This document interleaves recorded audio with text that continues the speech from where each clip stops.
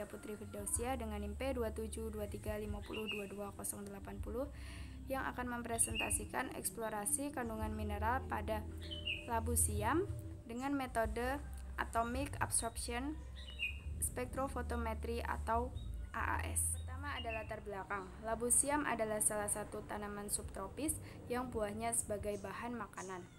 Namun, buah ini mengandung getah yang diperkirakan memiliki aktivitas protease karena sifat getah lengket dan memberikan rasa sedikit gatal.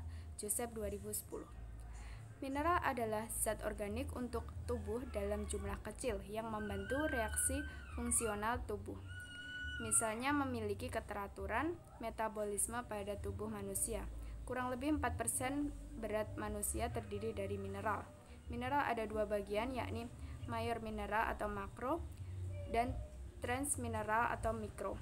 Mikromineral diperlukan oleh tubuh lebih dari 100 mg per hari, sedangkan jumlah yang dibutuhkan tubuh manusia untuk mikromineral kurang dari 100 mg per hari. Surbakti 2010. Cara kerja yaitu ada 3 tahapan. Yang pertama, destruksi basah. 20 gram sampel halus, tambahkan HNO3P 20 ml, didiamkan selama 30 menit, kemudian diuapkan sampai sampel berubah warna dari warna kuning menjadi bening. Tambahkan aqua demineralisata, kemudian larutan sampel dipindahkan ke dalam labu ukur sambil disaring dengan kertas saring sampai garis tanda, lalu dikocok. Analisis yang sama dilakukan 6 kali pada masing-masing sampel. Yang kedua ada pembuatan larutan sampel. Sebanyak 1 ml larutan sampel hasil destruksi dimasukkan ke dalam labu tentukur 50 ml. Yang ketiga yaitu analisis kuantitatif dilakukan terhadap kandungan mineral kalsium, kalium, dan magnesium. Analisis kuantitatif mineral kalium, kalsium, magnesium. Pembuatan kurva kalibrasi magnesium. Larutan baku magnesium 1000 mg per mili, 1 mili dimasukkan ke dalam labu tentukur 100 mili, lalu diencerkan dengan aqua demineralisata hingga tanda batas. Dari larutan tersebut, dipipet masing-masing 0,1, 0,2, 0,3, 0,4, dan 0,5 dimasukkan ke dalam labu tentukur 10 mili dan diencerkan dengan aqua demineralisata hingga garis batas, sehingga diperoleh konsentrasi 0,1, 0,2, 0,3, 0,4, 0,5, lalu dilakukan pengukuran panjang gelombang 285,2 nm dengan tipe nyala udara asetilen. Penetapan kadar magnesium. Larutan sampel hasil destruksi dipipet 1 mili, dimasukkan labu tentukur 50 mili dan dicukupkan dengan aqua demineralisata hingga tanda batas. Faktor pengenceran yaitu 50 kali, lalu diukur absorbansinya dengan menggunakan spektrofotometer serapan atom pada panjang gelombang 285,2 nm dengan tipe nyala udara asetilen.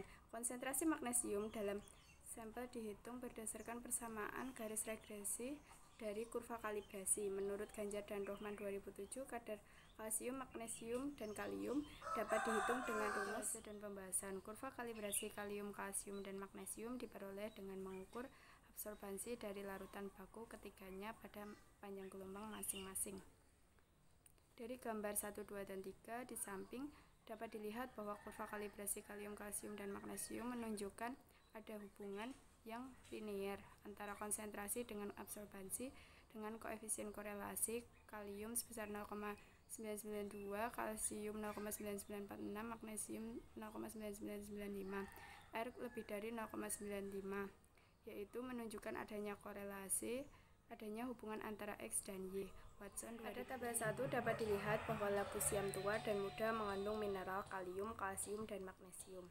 Dari ketiga mineral tersebut, kalsium memiliki kadar mineral yang paling tinggi dibandingkan dengan kalium dan magnesium. Terdapat perbedaan kadar mineral kalium, kalsium, dan magnesium pada labu siam tua dan muda yang berbeda secara signifikan. Jumlah kandungan mineral dalam tanaman dapat berbeda menurut daerahnya. Hal ini disebabkan kandungan hara dan tanaman berbeda tergantung pada jenis hara, jenis tanaman, kesuburan tanah, atau jenis tanah dan pengolahan tanaman. Rosmarkam dan Yuwono 2000. Dalam penelitian ini, tipe nyala yang digunakan adalah udara asetilen. Suhu yang dicapai tergantung pada gas yang digunakan.